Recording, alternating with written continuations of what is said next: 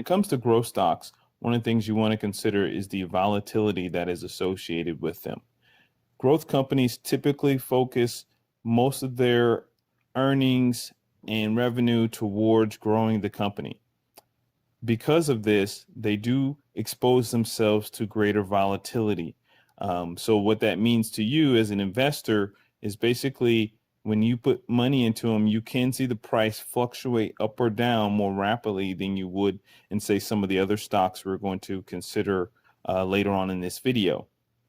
Growth stocks do present the potential for greater returns, but they also present the potential for greater loss. So you want to be able to research the stocks effectively before you decide to invest.